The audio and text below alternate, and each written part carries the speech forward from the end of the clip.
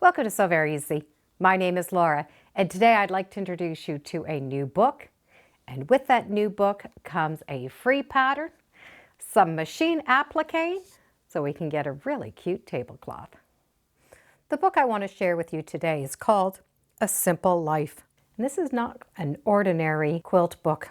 So it has all of these different pictures and stories from an actual diary. It's fun to read about their lives in the 1950s. Good photography and really cute illustrations. So the book can be done by a block of the month, but there's more than one quilt. We start with all of those individual blocks, and in between all of those blocks, we have wonderful stories and entries right from the diaries. So we can put these all together and make that block of the month or make individual projects. So it was nice reading this as a novel, but at the same time, I was able to use it as a quilt book. Different color ideas, and in the book, there's this really cute tablecloth. And this cute tablecloth is also a free downloadable pattern from C&T Publishing. If we have the book, we won't need this free downloadable, but if you don't have the book, you can still download this pattern. So it goes on and shows you lots of different ways to use those blocks, even a Christmas version. This free pattern does come with the directions and the applique shapes. The A shape, we are going to need 16. That A are the leaves that are underneath that flower. The flower petals, we will need 24 pieces. 56 leaves, I will need 4, block number C, and that's going to be that very center. So I've chosen a fabric that is going to make this a little bit modern and still have that old-fashioned charm. And the fabric is from Riley Blake, and it's called Be Basics. So we have the beautiful reds, pinks, oranges, and yellows, greens, turquoises, blues, and browns. So this still has that old world charm, but the colors are nice and fresh. The tablecloth center is going to be from this really cute, soft white, and has a little bit of a pink polka dot to it. And for the border of the quilt, I'm going to do this little checked fabric. I'm going to treat the applique shapes as I would hand applique, but I will not be hand appliquing them. I will be machine appliquing them, but you can hand applique them. And I'm going to be using a product from Quilter Select. It's called Print Piece Fuse Light. So it's sort of this soft paper that can go through the printer. A little bit thicker than paper. It's almost the same thickness as flannel. So I've cut out all of my shapes and I'm going to put them on the fabrics. That little light adhesive, which is the shiny side, will go onto the back of the fabric. And I'm going to be able to lightly press this down.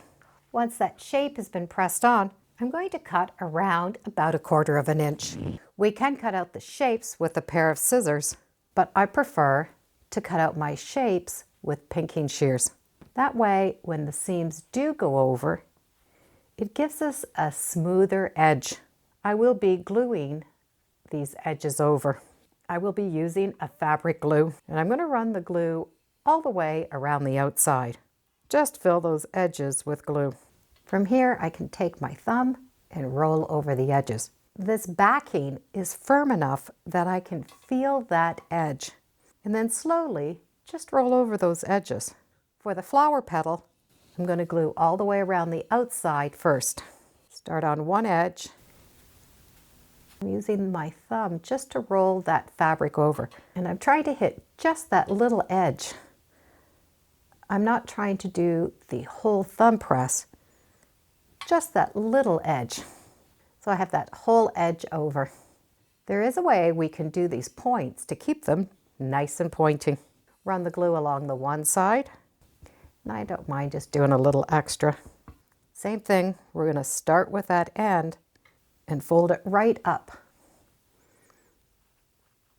And let your thumb push up all of that fabric. And you can feel right inside along that edge. Once the one edge is done, I can then just press down the top a little bit. And I'm only pressing with my fingers. So I have that one edge done. For the second edge, Put a little glue on that edge that you folded down all the way around, and a little bit glue right there. So you're putting a little glue on that fold you already did. This top piece is going to be folded in, but the fold is not going to touch the edge. It's going to come in a little. So that fold is not going to rest right along the edge. It's coming over just a little bit here. You're going to hold that edge down, and then when you move this fabric over, it's going to make a little pleat. So I have this little pleat. Then continue going along the edge, just rolling with your thumb. Then for the top, same thing. I do not want it right against this edge. I want it over just a little bit. When it goes over a little bit, we're going to be able to make a little pleat with our finger. This is over just a little bit, and there is that little pleat. So I have a pleat on one side and a little pleat on the other. When the glue dries, that pleat is going to stay up. But when we turn this down and we push this onto the next fabric, that little pleat is going to push down flat. And by having that little pleat, we have that perfect point. With the leaves and the petals cut out, we need to do these little stems. They're made with fabric cut on the bias. So I will be cutting fabric on a 45-degree angle. I want skinny little stems, so I will be cutting my fabric at 3/4 of an inch. Once these little strips have been cut, we're going to be able to take them to the machine and baste them. So I have the machine set for very large basting stitches. Fold one side and the other side, and start by putting your needle right here in the end. Now as I'm stitching, fold the one side down, fold the second side. And you'll find it gets really quick to do once you get used to it.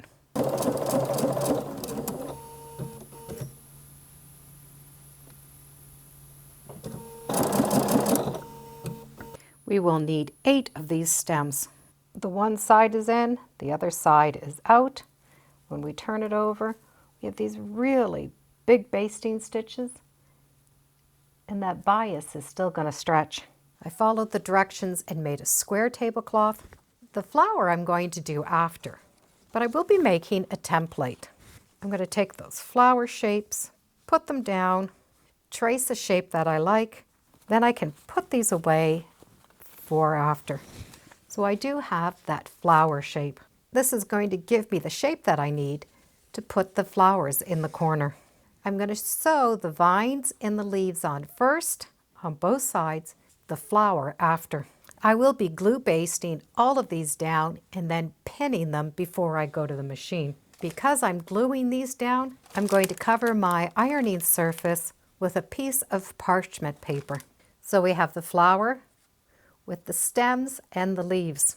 So I'm going to start and put the flower where I'm going to want it. And that will give me an idea on where to put these stems. To baste my pieces down, I'm going to use some Elmer's school glue. This one happens to be clear. You can get the white ones, but what we're wanting is a washable glue. So it's going to wash out. Along the stem, to baste, I'm only going to do little dots. You'll almost not even see them. And I'm going to baste the whole stem. I'm going to start with this one corner down and then just run it with my hands and make a path. So each of my little paths or my little stems are going to be different. Just dry that glue with a little heat from the iron. Now I can do the next side. Now I can remove that flower shape. When we look at the pattern, we have those 2 large leaves under the flower and then the leaves along the end. I'm going to add those 2 leaves and the 7 small leaves.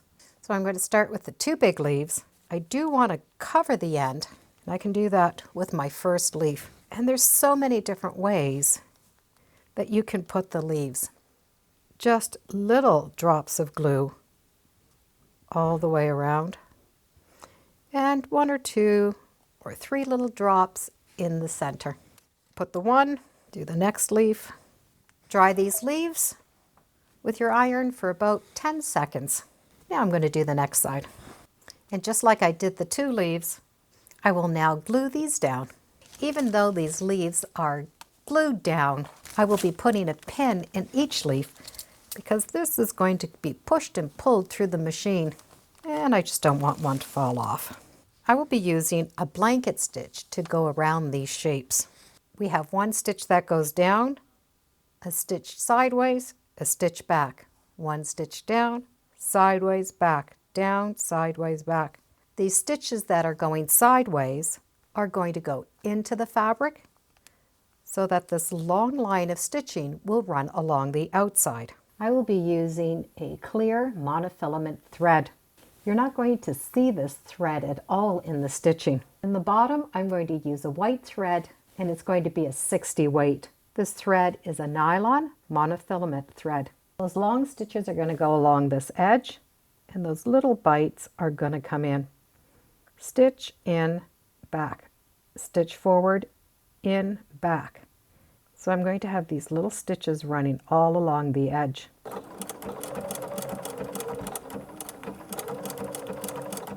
And I'm just moving my fabric as I go along. If I need to pivot, I'm going to stop on this outside.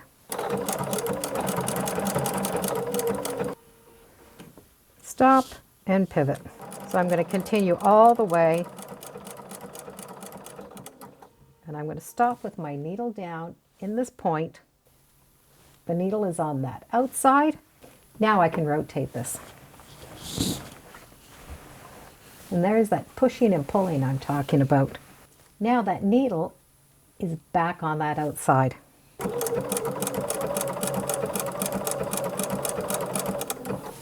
That little piece of fabric that we had at that point is now flat, and it's flat right there where you folded it. So we do not have any of the fabric poking out from these points. We can see those tiny little stitches coming to the inside. The straight edge went right along that edge. We stopped right here. And then we were able to continue that stitching going down. Once those leaves and vines have been stitched down, I will remove this basting stitch so I can now add on my flowers. I've arranged those petals, and before I glue them on, I will make sure that my center is going to work. So I will need to glue baste these down, set them with the iron, and bring them to the machine and stitch all the way around. Once those are done, I'll be able to stitch all the way around that center. So what I've been doing is working on the one layer and building up. If you'd like, you can put them all down. You can baste all of these down and then just stitch them all at one time. Once that one corner is done, I'm going to be able to continue and do all 4 of the corners. With this type of applique, there's definitely some adhesives that have been used. We've had that adhesive on that fiber. We've used glue to roll those edges down, and school glue and a little basting just before we did that machine stitching. Because we've used all these different types of glue, I would recommend using a Schmetz non-stick needle. That non-stick needle is really designed so that it's going to go through all of these adhesives, it's not going to gum up, and our stitches are going to remain perfect all the way along. So A Simple Life is not only a great quilt book, but it's a fun book to read. Those diary entries are definitely a lot of fun. And the bonus is the free pattern that comes with it. And you can get this free pattern even if you don't have the book. I'll put a link in the book and to the free pattern. That machine applique definitely made it a lot quicker to go together. So now I can get this quilted and get it on the table. It's going to be a lot of fun to eat on. And thank you for joining me today on Sew Very Easy. Feel free to subscribe, and as always, come on back. Let's see what we're talking about next time in the sewing room. Bye for now.